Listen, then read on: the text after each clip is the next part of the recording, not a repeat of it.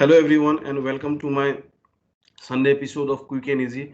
And today I'm going to speak about FMEA and I'm trying to explain and I will try to explain FMEA with a very simple example so that it is very simple for you to learn and understand. So let me share my screen.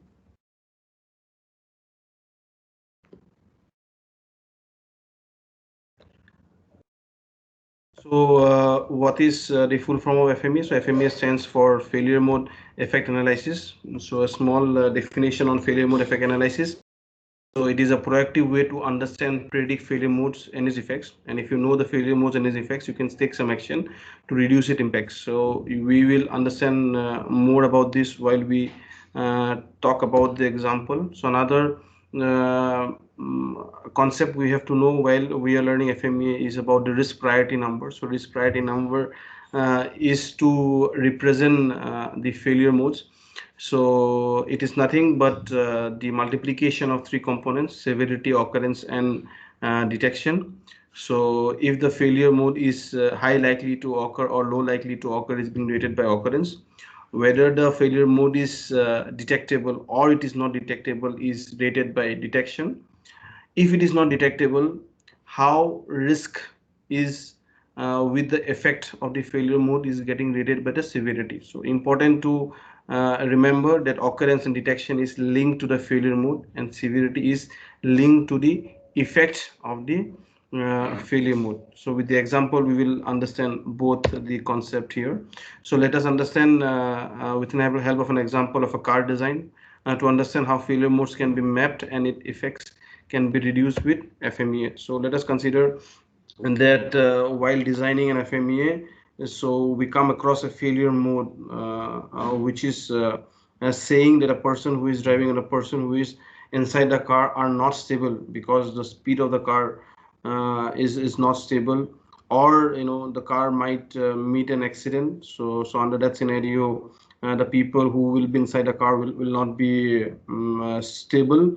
And what will be the effect? The effect would be the human injury. So now if you want to map a FMEA with this failure mode, then you will see that the severity is towards the higher side because it is directly impacting the safety of a person.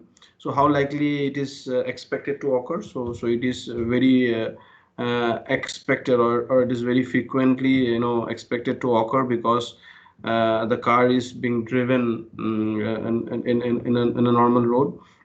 And whether the problem is detectable, so answer is no, it is not detectable. Now if you multiply all the three components after this rating, then the RPN number is coming as around 810, which is very high. Now you want to reduce this RPN by taking some action. So you design a seat belt inside a car, and the severity, which was 9, is reduced to 5 because the effect will be now less compared to the previous stage of FMEA. The occurrence remains the same, and the detectability is also getting reduced because you have designed a concept wherein if the person is wearing, then a failure mode is getting reduced. So here you can see the RPN number has reduced from 810 to 225. So this is how you can predict a failure and then take action to reduce the effect with the help of FMEA during the design stage. Now let us understand whether this entire study ends here or not. So if we go towards the application FMEA side, so there is another failure mode which is visible even after this design or after the reduction of the severity. So this failure mode is about if what happens if people forgets to wear seat belt. So here if you see the severity is again 9. Okay, and because if the person forgets to wear the seat belt, it will directly impact the safety of the person. The occurrence is less because let us consider that 50% of the people are forgetting to wear the seat belt. And to create a detection, so there are certain indicators which are coming or popping up on the indicator screen to ensure that the person is getting reminded about wearing the seat belt. And therefore the RPN on the third stage is getting reduced from 225 to 135 RPN. Okay, so in a robust FMEA process, we can go beyond this, because here we are able to detect the problem, but still we are not able to prevent the problem. And therefore there is upgradation or an improvement in the entire process. Then the designer comes up with a non-stop alarm process until the person wears the seat belt.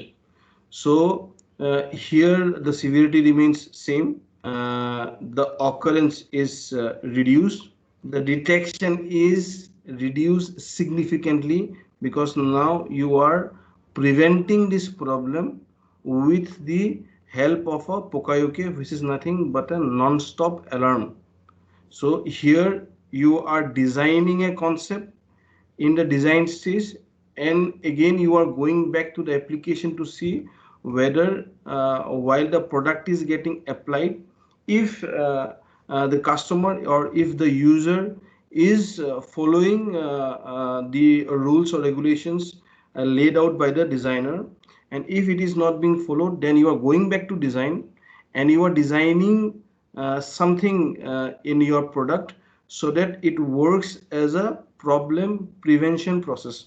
So here you can see the RPN number started with 810 and it has reduced to 45, with different improvement at different stages during the entire process.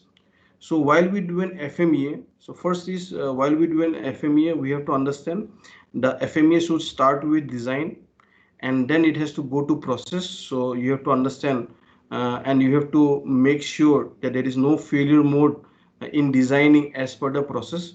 And again, when it goes to the user, we have to ensure that the user is using it in a more robust way, in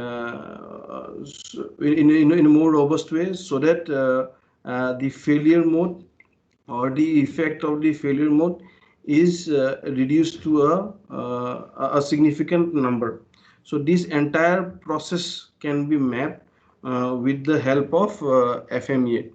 So this was a quick overview of how FMEA works in a process from the design stage to the application stage.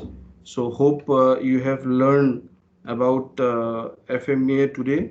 So if you have any questions regarding FMEA, please don't forget to comment on the comment space, and I will try to reply to the questions or to the queries what you are having.